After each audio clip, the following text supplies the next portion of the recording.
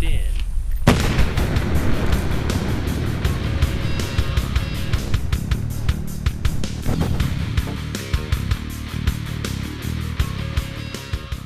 Alright kids, so today we're discussing magazines. Actually not all magazines, just this one. This is for, I'm not going to tell you. It's 9mm. 9mm go in here. And it holds 32 of them, I think. 30 something. You have to have a mag loader because if you can get 32 rounds in here with your thumb, you're pretty much the man. So how does the mag work? Bullets go in here, bullets come out there. You can't explain that. Oh, I gotta explain a little more. There's a spring that goes this way, and the spring compresses. When you put bullets in it, cartridges, that's my new word. And when you shoot them, it goes because I still don't have another word besides pew. And the spring goes. I hope you've enjoyed this episode of the Gunslingers. No, I'm kidding. Today we're going to talk about the most. Oh, look, a fly. Get away, fly. Today we're going to talk about the ugliest gun to my mind, the ugliest gun ever made. I mean, it's horrible. It's easy to make. I built it in a day because I had the kit and I needed to do some, R&D on it.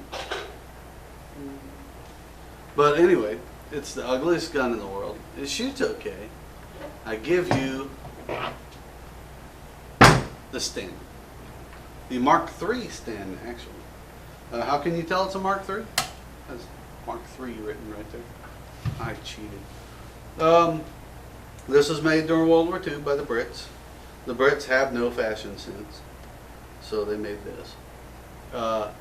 It's horrible in every way, except for one. It shoots, and it shoots, and it shoots, and it shoots, and it shoots, and it shoots.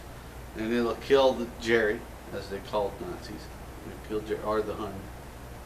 Kill the Hun. Or you can go out and do secret things with it in like Cambodia. They did that, and everybody has used this everywhere because it works and it's so cheap to produce. This gun right here to mass produce them probably cost $350 Back then. right now. $350. The Loch Ness Monster would come in and say, "You know what I need? I need about a Sten." See? Because this is $350. Now here's the thing about the Sten. It's got automatic, as signified by A, and repeat. I think it's repeat. But semi-auto for us, Yanks. For the Brits out there, if you're a Brit, email me and say, "Oh, Yank, you're all messed." I can't do a British accent.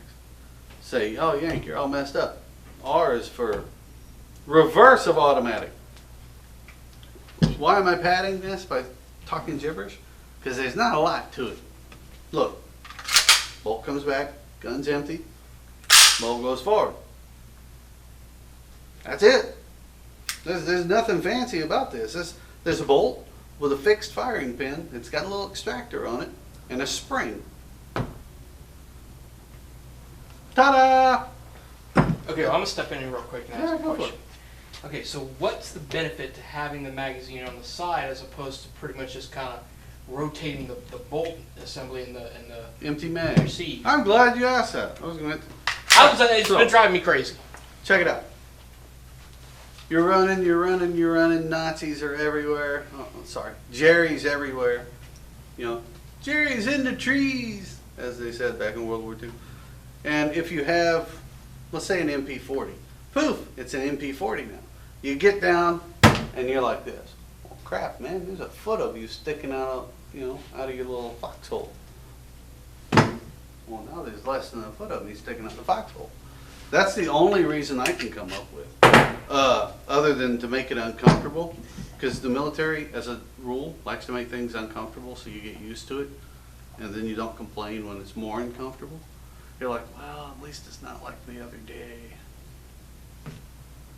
I don't know. My personal theory is so you can get lower in your foxhole or ditch or trench or trees or ladder, whatever you're shooting from.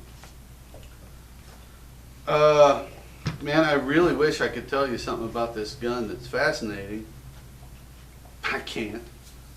It's a tube. It's a sheet metal tube with sheet metal parts with a big heavy ass bolt and a spring. Oh, and a barrel. That's it. That's a Sten. They built these by the millions to defeat the Germans. It apparently worked, so it was a good idea. The sights are rudimentary at best. There's a little hole here and a little blade there, and go for it, you know, just shoot stuff. Not really aiming for accuracy. No, it's actually not really that controllable. It kind of bounces around a lot because it's not an MP40. It shoots a little faster than an MP40, and it just kind of like the MP40 is just kind of like pop, pop, pop. This one's kind of like it's like a circus gun, really. Now you can take this thing off, which we'll call the lower receiver cover because there's no other word for it.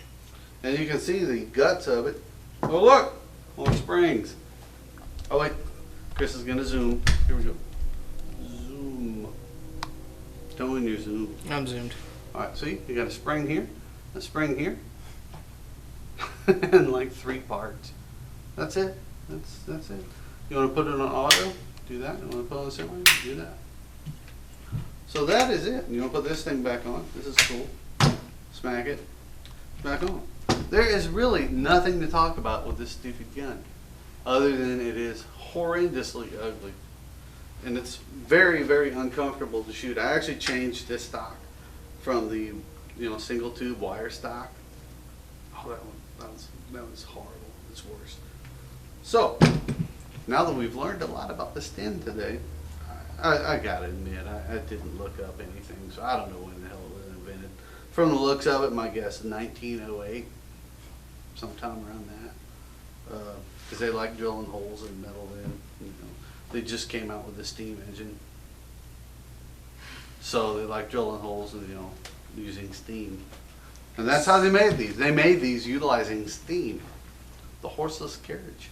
Now I can tell you one thing that I know. I'm not exactly sure. I'm suffering, so go for it. Okay, and Jimmy might correct me on this. You're wrong. There. Yep, He did probably. My understanding is that, and I can't remember if it's the grease gun or the Sten, one of them actually used bed springs for the recoil springs. And they basically just took what they had manufactured. I hadn't heard that. And actually just made them just a little longer. That sounds like something the Brits would do. Hey man, gotta make everything count. Yeah, kind of a Monty Python thing. Look, we're shooting you with bed springs. Ha ha ha. Probably. Yeah, we'll say that. So, who's here? Oh, it's Henry. Everybody, this is Henry. Come here, Henry. This is a new guy at Acadian Gunworks. What's going on, y'all? Henry. Okay, go. Stealing my limelight. So that's it. That's a Sten. Next, you're going to see a video of me shooting it. This butt ugly thing is my Sten gun. We talked about it a little bit in the shop, so you know it's ugly, but it's usually functional. Let's see if it's functional today. A lot of people you'll see holding it like that. I don't like to because 1, you're wiggling the mag around, and 2, it's uncomfortable. So I hold it like this, which really isn't comfortable either, but there's no good way to hold this thing.